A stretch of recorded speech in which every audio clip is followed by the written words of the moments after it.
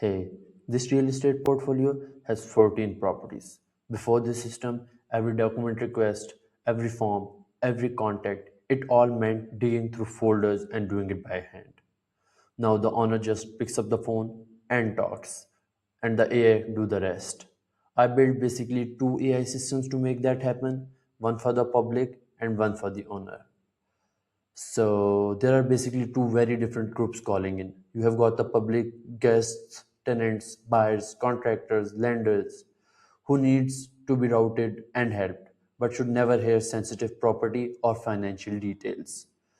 And then on the other side, you have got the owner who needs quite the opposite. Fast, full access to everything, hands free. One assistant can't safely do both, so I will too. This is my public AI assistant, Ruby.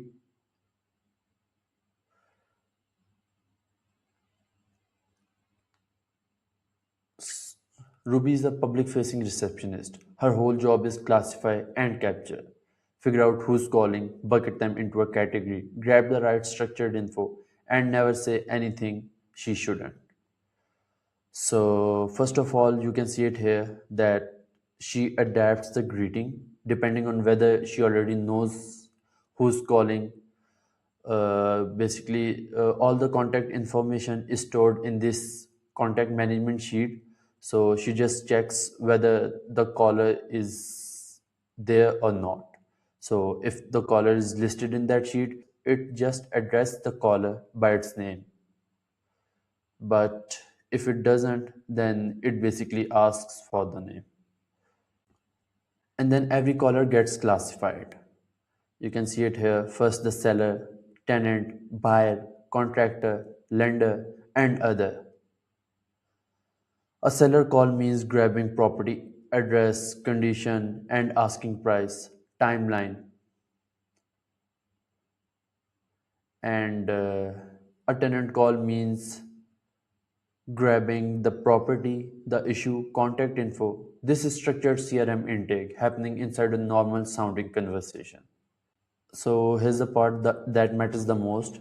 What she is never allowed to do: never share financial details on a property, never confirm or deny who owns a property to a stranger, never reveal she's AI unless directly asked. So basically, I have tuned this voice agent so that it looks human. So it shouldn't tell whether it's AI or not unless explicitly asked. That's a hard boundary built into the flow, not a suggestion.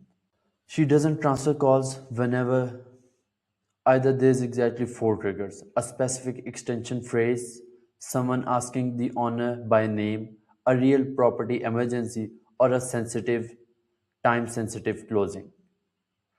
Everything else becomes a log message, no default transfers.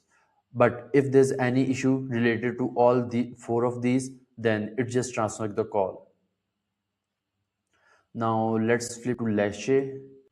So this is Lashe, the owner's private line. This only picks up for the owner, and the personality is completely different. Short, direct, like a sharp executive assistant.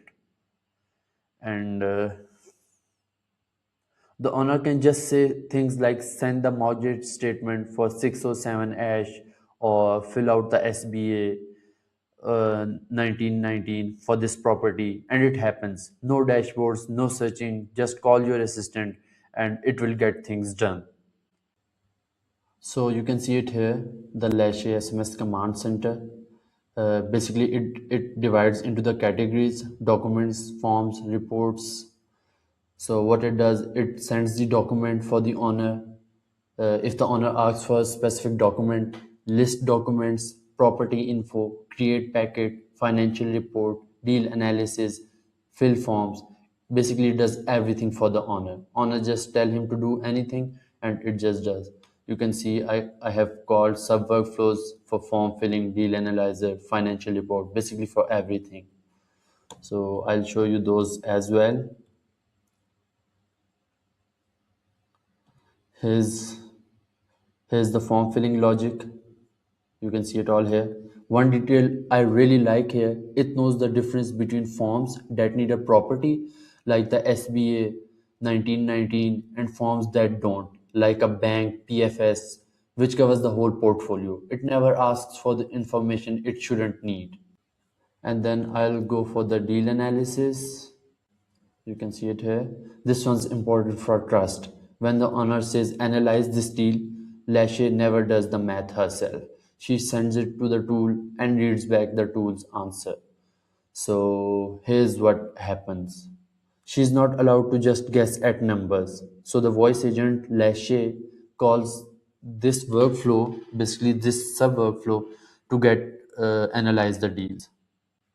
So here's the contact management workflow. What it basically does is that I told you about the contact management sheet, right? So what it does, it adds a contact when the owner calls Lashe and tells her to add a contact in the sheet. So it adds the contact. If the owner tells her to update the contact, it updates the contact, and she can even delete the contact as well. So it does everything in the contact management. So what does this actually change? The owner now runs 14 properties, hands-free, documents, forms, contacts, reports, all by voice from anywhere. And every public call gets handled 24/7 without ever risking a sensitive detail slipping out to the wrong person. And this is the kind of problem I like solving, not just building a chatbot, but figuring out where the access boundaries actually need to be and designing the system around that. If you have got something that needs to safely serve two really some different audiences, let's talk.